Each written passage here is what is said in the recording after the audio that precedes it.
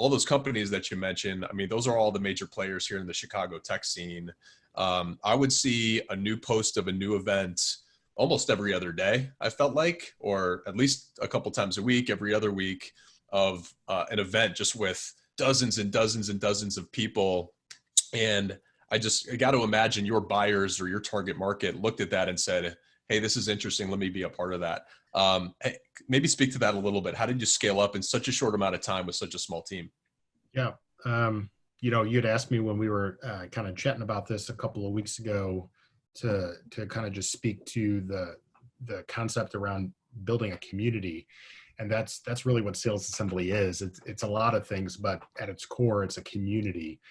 And, early on, honestly, there's two things that I think looking back were probably the two of the things that really helped us to build what we've done. The first is the fact that we decided to focus on a niche, which was high growth B2B technology and SaaS companies.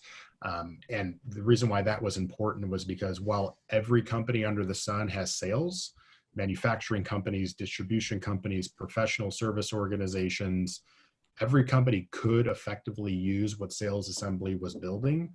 But the fact that we were really dedicated to one specific niche, it encouraged people in that niche to want to be involved, because they knew that when they would come to a program or when they would get involved, they would be talking to people that understood them and that spoke the same language and that was dealing with the exact same problems. Because even though you might have two VPs of sales, one from a high growth SaaS company, one from a 90-year-old printing company, nothing against that printing company, but that person is dealing with a lot of different types of issues that the VP of sales of that venture-backed tech company is dealing with. And so creating that niche really allowed us to build that community, I think, a lot quicker than we would have if we had opened it up to any type of business. And the other one, quite frankly, is, a little bit of, I guess, fake it until you make it, to be quite honest. We started with 0 members, and I went out and many of you guys probably know Todd Capone, at the time the chief revenue officer of a company called Power Reviews. They were our very first member. And I remember meeting with Todd in his office back in like June of 2017 with like a 1-page Word document that I had put together, and basically saying like, okay, Todd, if you guys sign up, like, here's everything that you're going to get. And they signed up. And then I had to go out and figure out how to actually deliver on a lot of that stuff.